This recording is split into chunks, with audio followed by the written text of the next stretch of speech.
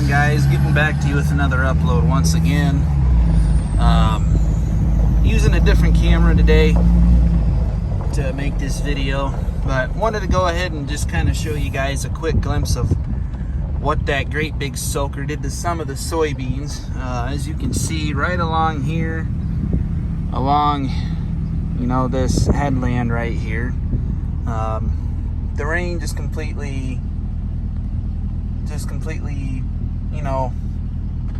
soaked the living crap out of the soybeans here along that headlands. So I'm gonna be doing most of this from the truck, so I don't plan on getting out at all, but just kind of wanted to show you guys the damage that was done to the soybeans when we got that soaker. Just a lot of short beans here on the headlands. Out in the middle of the field doesn't look too bad, but just wanted to show you guys what the soybeans are looking like now versus what they did before. Because the last update that I did, a lot of them, they were looking really good. And there's some fields around here that are still looking pretty good. It just kind of depends on how, when they got planted. If they were early beans, they seem to do all right. But the later planted beans that were really short, they didn't do too hot. Just got drowned out because they were so short that when it rained, the mud got up on the leaves when it rained and just completely drug the soybeans down into the mud and just completely made a big mess. There's a spot over here in this field, a pretty big low spot. So to say that Phytophthora is a thing right now is an understatement. There is a lot of Phytophthora going on around here because, like I said, we got 8 inches in a week, and a lot of these fields around here look like lakes. So a lot of Phytophthora. Some frog eye has been noticed out here in this area, and there's also been some tar spot on the corn. So a couple different diseases out here. The crop duster's been pretty busy out this way. He's been doing quite a bit of spraying, and there's actually soybeans that they are turning away because they are 156,000 acres behind right now, because the crops, there's just a lot of crops, corn and soybeans combined, that need to be sprayed with fungicide, and so many guys are wanting it done that they can't get across everything. There's a lot of the stuff out here where I'm driving through right now, a lot of the corn and soybeans out here in Waterville, they were not gonna do because they were so behind. And if I was a crop duster, I would not really be too crazy about flying and spraying out here either, because as you guys can tell, this is a very suburb area where we farm. So something that I would kind of be afraid of is like what the general public would think, seeing a crop duster spraying out here, especially this field right here. It's right across the street from condos. It's right beside new condos. And this is a field we farm, by the way. And then there's a housing development right over here too. So I wouldn't really be too keen on spraying out here, to say the least. I'm not a crop duster, but just wouldn't exactly be my cup of tea if I had to spray out here with all the with the suburb area that is out here. A lot of people think that we're crazy for farming out here because it's so it's such an urban area, but out here farmland is farmland. It's getting taken so quickly by all of this development that Waterville, the area that I'm from, you know, it used to be a pretty big agricultural area, but now it's just a big growing city, and everything that we drove by over here was stuff that we lost, you know, due to construction. So this is the field I showed you guys before in the last video. I pulled off the side of the road when it was raining, and as you guys can see, I'm going to do just a quick drive by here. The beans really took a toll from the water, you know, especially up here on the ends. There's a lot of yellow spots out there in the middle. They took a hit. You know, it was, you know, really it just really turned my stomach and just really made me feel bad for my dad, because, you know, here's another field. This field's actually doing not too bad. This one's actually pretty good. Other than, you know, some of the headlands, you know, have some low spots like that. But other than that, isn't really a whole lot of, you know, those beans are pretty good out there for the most part. But, yeah, I felt real bad when that rain hit, because, you know, all the beans that I just showed you guys, they were looking great. There was not a single yellow leaf out there to be spoken of. They were growing great. And the day that I made my last video of the soybeans, you know, that rain shower we needed that rain shower, because we were dry as a bone. I mean, as you guys can kind of look around, you know, based off of the grass, you know, around here, we're still, you know, we are dry again. So we actually just got, let's see, we had 4/10 last night, then we got a little rain shower this morning. So I imagine we're probably around that half to 6/10 range right now as far as rain goes. But, you know, it just really turned my stomach, and it just made me feel, you know, absolutely horrible that those soybeans went from looking, you know, pristine and, you know, really good looking to, you know, just complete shit in a matter of a week. And, you know, it's just, and I feel bad for a lot of the other guys that are out here. We're all in the same boat as far as, you know, Phytophthora and, you know, the frog eye and the tar spot on corn. There's a lot of other guys out here, not just us, you know, that are dealing with this as well. So a lot of the crops out here were looking pretty darn good. And then we got that 8 inches of rain, and it just completely annihilated some of the crops around here. So it's, like I said, it just sucks to see what the crops look like now after all that rain. And we're literally going from one extreme to the next. You know, we started out wet. You know, we had a late spring this year because we were wet this past spring. Then the rain shut off. We were starting to get dry. So then we were in kind of a dry spell. So then we were praying that the rain would come again. And it did. And it just completely dumped on us. And we got that great big soaker, and we were too wet again. So then we were saying, you know, get the hell out of here, rain, we don't need you. Well, it shut off, and now we're dry again. So I was really hoping these rain showers were just going to be, you know, like little half-inch, you know, soakers per week. You know, that would have been perfect. 1/2 inch to 3/4 of an inch per week would have been the perfect amount to keep things growing and looking good. But it's, you know, that's not the case now anymore. I mean, the corn took it a lot better than the soybeans did. I mean, all this corn that I'm passing right here, it looks, you know, really good. For the most part, you know, there's definitely some fields where there's some low spots, and, you know, definitely some low spots out there. But the corn definitely took it a lot better than the soybeans did. So it was just kind of course, I hate these kind of people right here.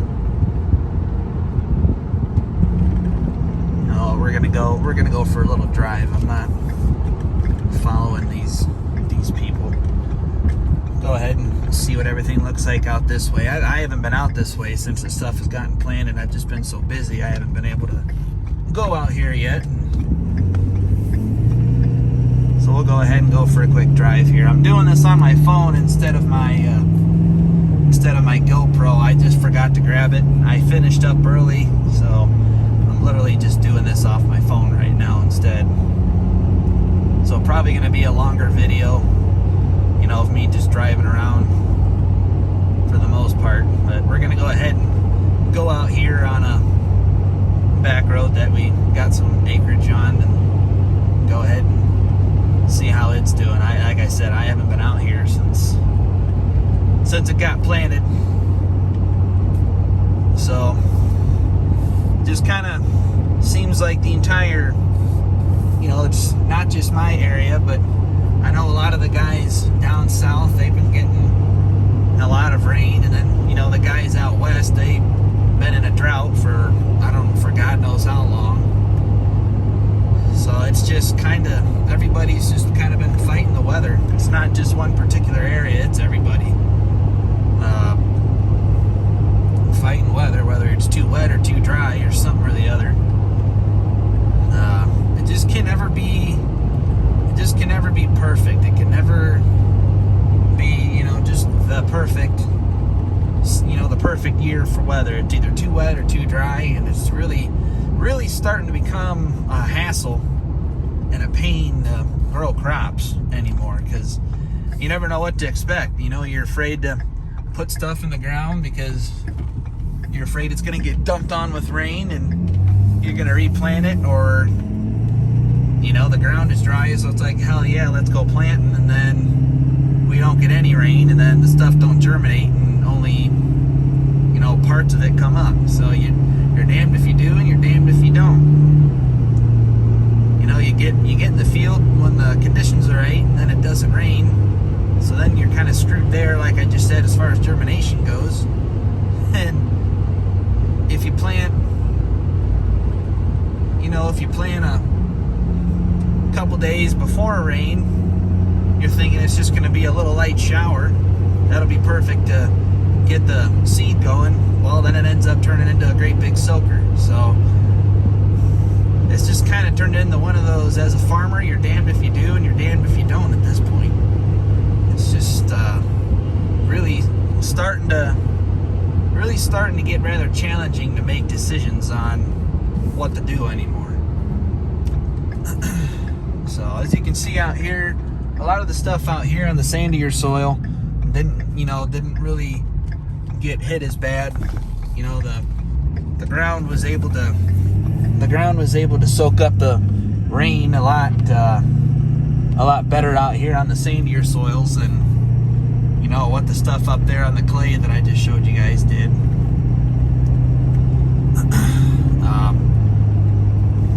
But there's definitely some sand ridges out here. You know, when it turned dry, there's some sand ridges out here. When it turned dry, stuff started to, you know, get crisp. So, you know, out here on the outer edges, it looks great. But if you go out there in the middle of the field, there's some dry spots.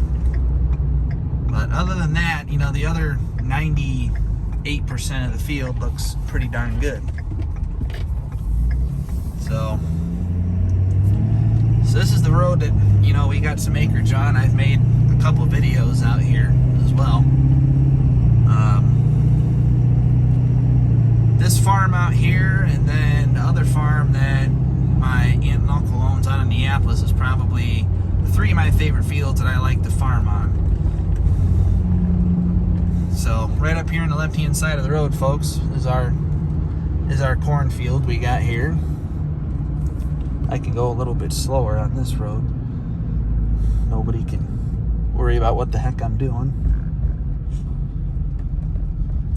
So pretty good looking corn for the most part. Like I said, this is all sand, so it definitely took the rain a lot better than, you know, other fields did. And we got this right here too.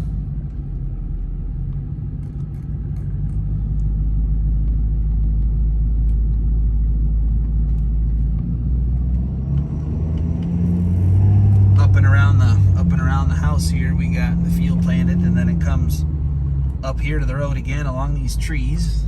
This is actually looking pretty good for being along a great big row of pine trees. In fact, Dad didn't get as close as he usually does, which I don't blame him. Nothing grows along those trees anyway.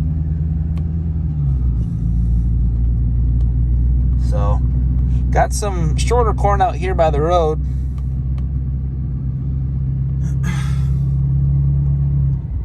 I'd say, like I said, this is the first. What the hell? What the heck happened here? Huh. Looks like deer damage to me. Deer or raccoon, one of the two. But it goes to knocked over way the heck back in there too. Wonder what's up with that. That's odd.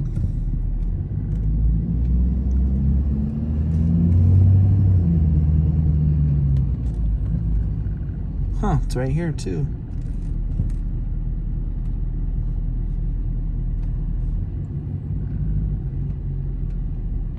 Huh.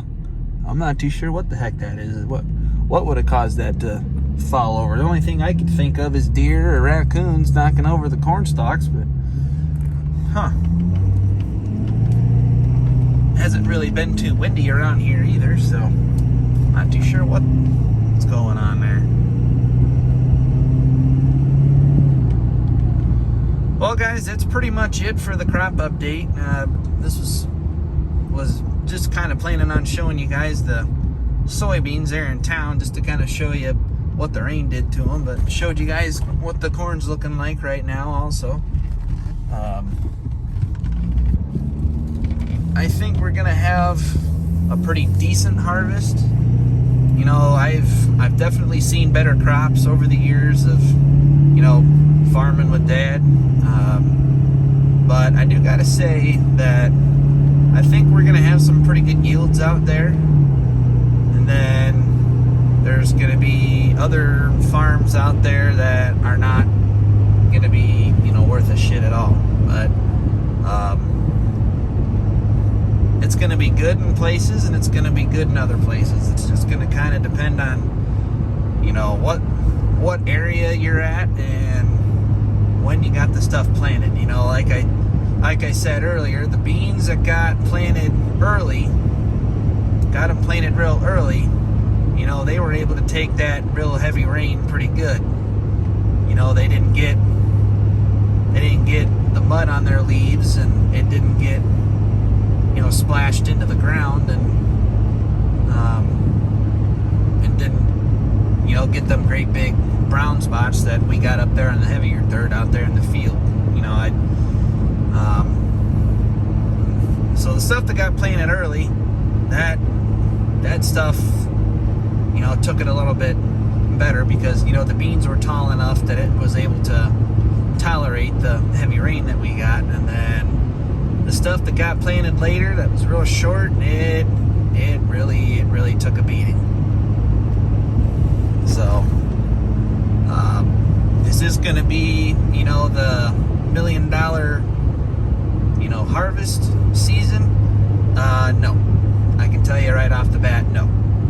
But is there gonna be some good crops out there, some good yields? Without a doubt.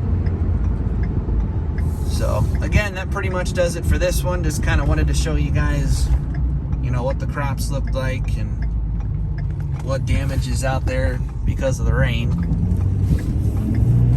But again, the three diseases that we've seen out here are Phytophthora, frog eye, and tar spot. Has been the three main ones. Haven't really had any issues with insects that I'm aware of. Our agronomist has not really said anything about insects. So right now we're basically just fighting diseases, and so we did have some, like I said earlier, we did have some fungicides applied to some of the corn, and I don't think we had anything applied to the beans that I know of. To my knowledge, none of the beans got sprayed. So, with that being said, guys, I'm going to go ahead and wrap this one up. Thanks again for watching. Don't forget to leave your comments down in the comment section down below. Don't forget to subscribe. And if you have a quick second, hit that notification bell so that so that you can stay up to date with what's going on here on the channel. So, thanks again for watching, guys. I'm tired. I'm soaked. The heat index here was 104, so I am calling it quits for the day.